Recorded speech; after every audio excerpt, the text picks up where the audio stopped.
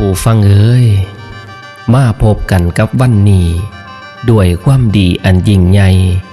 สวัสดีปีใหม่ๆกับผู้ฟังทุกท่านทางบ้านให้อยู่ดีอดีตหลังตั้งแต่กี่ปีเก่าเฮาลืมสาพากันมีแต่ความสุขถูกอย่ามีมาไกลบัดนี้พ่อสอใดพ่วมกำลังหอดปีใหม่หมู่คนไทยถูกทั่วหน้าล่อถาทั่วสยามฉลองกันตามหัวมวลดอกสวนเสเจ้าอย่าเด้เจ้าอย่าลืมหลงว่ามือคงเป็นมือจันทร์ถึงศุกร์ยังตามตื่อหมู่เฮาไปอย่างใกล้ชิด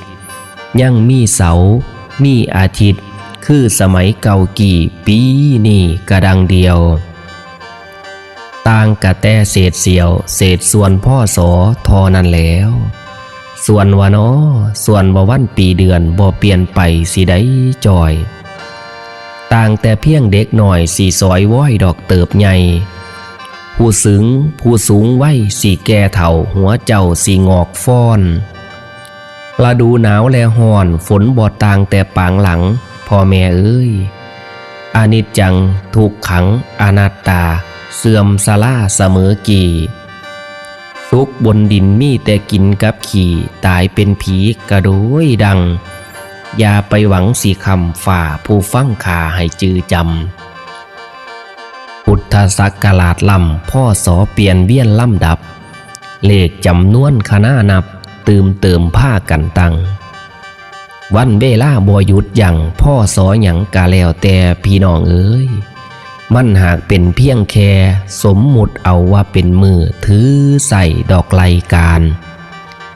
ตั้งแต่ซื้อพวกทานกะล้วนแต่ดอกสมมุติสังขาราซ้ำสุดซื้อเขากะเศร้าเอิญ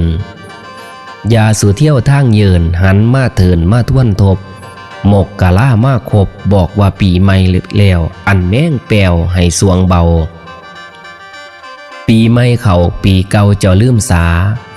ญาติกาศรัทธาธรรมอย่าเหนียวน้ำดอกหมองมัวอกุศลอย่าไปกลัวสงวนตัวชั่วยากอสันเดอหันใส่แม้หันใส่ขอบอนผ้าพอดอกตอนบุญซื้อว่าวิบาทวุ่นคุณเนามโนมองอย่าสู่จองเว้นกรรมบาปสิต่ำดอกน้ำจอปีใหม่มาผ้ากันพอแต่ความสุขถูกมือนับมีมหารสารสับทั้งภายในและนอกซุ่มเจ้าดอกทั่วไปเจ็บป่วยไข้ปวดเมื่อยอย่าถามหาอย่ามีไออย่ามีจามตลอดปีให้ดีล้วนผ้ากันพี่ผ้ากันพวนอย่าผอมโซ่ดอกโตจอยว่าจากะหวานจอยอย่าขมปล่อยดอกใสหูผู้เล่นสู้ให้ได้คู่ซ้ำล่มหนาวสาเด้อผู้เล่นสาวเล่นบ่าวก็ให้สมปองให้แตงดองนอกกินเลียงอันตรายให้หายเสี่ยงหนทางเพียงเฮี้ยงหาบพอแต่โชคกับลาบยศสรรเสริญเอิ่นว่าเสียไพ่เบี้ยบ่ขาดทงสื่อเสียงดังโป่งน้ำหยดปากดไก่ยุคสมัยกำลังเทิงให้ซุมเลิ่งดอกสุกลำบารมีคุ้นคำผาลาน้ำคุมกระมอมมีลูกสาวให้อ่อนนอมลูกชายพร้อมฉลาดเหลือมีจิตใจเอื้อเฟื้อโอมออบดอกอาลีสั่นแล้วเป็นคนดีบ่แง่งอนบอกซ้อนบอกเกินถอยสาสุเดอผู้ฟังคอยพ่อนใดดีที่ใดว่าจงเป็นของลำคาเกิดแก่พวกพี่น้องผู้ฟังข่าวาพญาซื่อว่าคว่ำพ่ายแพ้จนสับอับปัญญาอย่าสุมากวมกบเกี่ยวเกาะให้ก่อยกันอายุยืนเย่ามันเสมอกันเกี่ยงมินลินสาธุชนผู้ภาคทินดินอีสานบ้านเกิดเขายาสู่เสาดอกยูกุงมีแต่หมุมาดมุงเฮื่องหุงให้ค้นขามสง่างามสวยคมเขียวสมดอกสมแมงสาทายายกระจายแจงพญาแตงเข่าใสสวัสดีปีใหม่ๆขออย่าเข็นเบ้นอย่าของ หมองยาสูนบุญแลนคุมลูกหลานห่มซุมสกุลสู่คนเด้อพ่อแม่เอ๋ยผู้ฟังเอ๋ย10 นิ้วอันไรแหวน2 แขนนบจอกกอนบจอกกอกะขอกล่าวกราบนามัสการตั้งท่านพระเถรานุเถระพระนุ่มเน่นน้อยตุกรูปตุกน้ำตุกเกียรติข้ามอลัมบัดเด้อพี่น้องสุขีมันเสมอมันในปีใหม่ให้มีสุขซื่นลำเงินคำใส่อยู่สู่คนกราบสวัสดีไปยังคุณพ่อคุณแม่ย่าเอื่อยย่าอายน้องนงลุงป่านาอาตลอดตึงมิดหมอแคนแฟนหมอเพลงนักเล่งหมอหลองญาติพี่น้องหมอพินศิลปินหมอลำผู้มักคำพญาพี่น้องทั้งสป.ลาวและก็ต่างประเทศเขตบ้านด่านปลายแดนก็ให้มีแต่ความสุขกับมั่งมีแต่หังกับมีร่ำรวยตลอดปีโชคดีตลอดไปเอามือนี่กับมาพบมาพอกับจานคู่พงคนพญาลูกในบ้านในกอในเงาเหล่าในไห้ไก่ในกระซุ่มพี่น้องบ้านตาเฮานำพญามาเบาจ้าจีโจยเมื่อนี้อำนวยอวยพรในครบรอบปีใหม่กะเอาพญาปีใหม่มาฝากมาตอนแฟนอันเป็นที่หักแพงคือเก่าเหมือนเดิมสันตัวนอกปีใหม่ปีใหม่ปีหมาเด้ปีหมาท่องเนาะพุทธศักราชลำพ่อสอเปลี่ยนเบี้ยนล่ำดักเหล็บจำนวนคณะนับเติมภาคกันตั้งวันเวลาบ่หยุดอย่างพ่อสอหยังกะแล้วแต่มันหากเป็นเพียงแค่สมมุติเอาว่าเป็นมือถือใส่รายการทุกอย่างก็สมมุติเอานั่นล่ะมาปีใหม่คันปีใหม่มาคันเฮาบ่เปลี่ยนโตใหม่บ่ได้เด้เฮาต้องขยันกว่าเก่าสู้กว่าเก่าเงินเดือนก็ให้ได้หลายกว่าเก่าเก็บเงินได้หลายกว่าเก่าทำบุญหลายกว่าเก่ารักษาศีลหลายกว่าเก่าเจริญจิตภาวนาหลายกว่าเก่าขั้นเฮ็ดซ้ำเก่าก็ซ้ำปีเก่าเด้ตั้งแต่ซื้อพวกฐานกะล้วนแต่สมมุติสังขาราซ้ำสุดซื้อเขากะเศร้าเอิดทุกสิ่งทุกอย่างในโลกนี่สมมุติเอาเมื่อเฮาลาหายตายจากไปแล้วเขาก็บ่ได้คืนหอดเฮาเด้ก็มีแต่บุญกับบาปสิติดตัวเฮาจังว่าเฮ็ดสร้างเอาเด้ออย่าสู่เที่ยวทางเยินหันมาเถินมาท่วนทบมกกะล่ามาครบบอกว่าปีใหม่แล้วอันแม่งเปียวให้ส่วงเบาหอดปีใหม่ก็มาทบทวนความหลังว่าเฮาผิดเฮาพลาดพังอันใดปีเก่าเฮาเอามาเป็นครูแล้วก็จงสร้างอนาคตเอาอดีตเป็นบทเรียนเอาความเพียรเป็นกำลังเอาความหวังเป็นกองเชียร์เอาหยาดเหงื่อเป็นเอ็มลอยแล้วก็ค่อยคืดค่อยแก่ค่อยแก้ค่อยดึงค่อยคุดค่อยค้นค่อยค้นค่อยคำค่อยทำค่อยสร้างอย่าว่างใจค่อยแลนให้ค่อยอดค่อยแงนยังสิได้ดอกตอนค่ำนะเห็นบอกพ่อแม่เพิ่นบอกจังสันมันแม่นความเพิ่นเด่นเนาะปีไม่เข้าปีเก่าเจ้าลืมสาเพิ่นญาติกาศรัทธาธรรมอย่าเหนียวน้ำมองมัวปีไม่เข้ามาปีเก่าที่มันเป็นอดีตทุกสิ่งทุกอย่างความโศกช้ำน้ำใจสงขอกสงข้ามน้ำท่วมอุปสรรคปัญหาทิมไปตั้งต้นใหม่อกุศลอย่าไปกลัวสงวนตัวชั่วอย่ากอหันใส่ตั้งแต่ขอบอนผ้าพ่อตอนบุญเอากับบ่เหตุความสัวหันใส่แต่บุญกุศลคุณงามความดีซื้อว่าวิบาทบุญคุณเนามโนมองยาสู่จองเว้นกรรมบาปสีน้ำตำจ่ออันแนวบอดีกับบ่ต้องไปจองจำหรือว่าเว้นกรรมน้ำเขาใส่เว้นใส่กรรมกันให้อภัยกันไว้อโหสิกรรมเนาะปีใหม่พากันพอแต่ความสุขทุกมือนับมีมหาศาลทรัพย์ทั้งภายในและนอกซุ่มเจ้าทั่วไปก็ให้มีแต่ความสุขกับมั่งมีแต่หังกับมี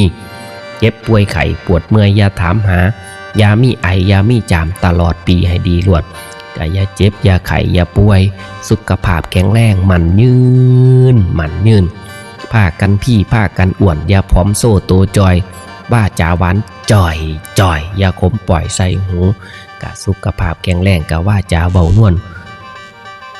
นวลหูใส่กันผัวเมียกะอย่าเบาเรื่องกูเรื่องมึงเบามีตะหวานจ่อยใส่กันยกย่องกันสันตัวผู้เล่นสู้ให้ได้คู่ซ้ำล่มหนาวผู้เล่นสาวเล่นบ่าวให้สมปองให้แตงดองกินเลี้ยงผู้ใดกำลังหาคู่ข้องกายสมมุ่งมาตรปรารถนาได้เป็นผัวดุกเมียคอผัวทอเมียพายเด้อ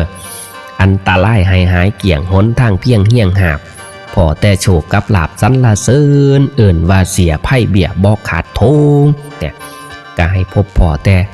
โชคลาภเงินค่ำกำแก้วไปทั้งใดก็มีคนหาคมหอมตอมตุ่มเนาะอยู่ดีๆนำกันปีใหม่ๆกายมีแต่ความสุขกายสบายใจนั่นตัวเนาะจิตใจเอื้อเฟื้อโอมออบอารีเป็นคนดีบ่แง่งอนบอกสอนบอกเกินถอยมีลูกสาวก็ให้อ่อนน้อมลูกชายพร้อมฉลาดเหลือก็ให้ลูกนิ่งลูกชายมีฤทธิ์เหมือนพระโมคคัลลามีปัญญาเหมือนภาษาลีบุตรเรียนหนังสือเก่งๆสาธุเด้อผู้ใดฟังข่อยพรใดดีที่ใดว่าจงเป็นของล้ำค่าเกิดแก่พวกพี่น้องผู้ฟังข่ามวลพญา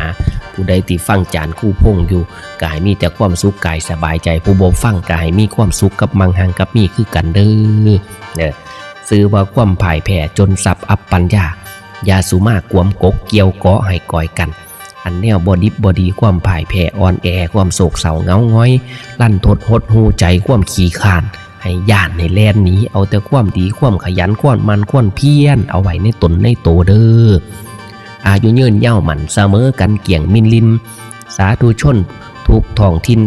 ดินอีสานบ้านเกิดเข่ายาสู่เสาอยู่กรุงพี่น้องผู้มาสู่อยู่กรุงเทพกรุงไทยต่างประเทศเขตบ้านด้านปลายแดนกะให้สู่ต่อไปให้สมความมุ่งมา่ปรารถนาเงินหมื่นไหลเข่าแขนเงินแสนกะไหลเข่าบาทเงินล้านไหลเข่ากระเป๋าการเงินเก่าหนาการข่าเก่าไกลเด้อมีแต่หมุหมาดมุ่งเฮื่องหุงให้ค้นขามสง่างามสวยขมเคียมคมสมแบ่งก็ให้สมมุ่งมา่ปรารถนาทุกสิ่งทุกอย่างที่เฮาเฮ็ดเฮาทำที่เฮาอยากได้นั่นละเนาะสาธยายกระจายแจงพญาแจงแต่งเขาใส่สวัสดีปีใหม่ๆเคาะยาเข็นเบ้นยาของหมองยาสูนบุญแลนคุมลูกหลานห่มซุมสกุลเด้อกายมีแต่ความสุขในปีใหม่เนี่ยเคาะเข็นเบ้นยาตอกเนาะให้ลูกในหลานหอมห่มซุมสกุลมาเยี่ยมยามถามข่าวพ่อแม่ก็อำนวยอวยพรของฝากของตอนไปเหตุการณ์เหตุงานคือเก่าอำนวยอวยพรผูกคอต่อแขนอบอุ่นตัวแม่นจังสันแม่นบอกพี่น้องก็ต้องไปลูกหลานก็ต้องสู่บ่สู่ก็บ่ได้ขั้นบ่ออกจากบ้านบ่เห็นด่านแดนไกลขั้นบ่ไปหาเฮียนหางานก็บ่มีเงินใส่เพิ่นว่า แม่นจังบ่เอาในวาระดิถีขึ้นปีใหม่ในปีนี้เนาะปีมาท่องก็ขอให้พี่น้องทุกท่านทุกคนเนาะสุขภาพแข็งแรงสาธุเด้อขอให้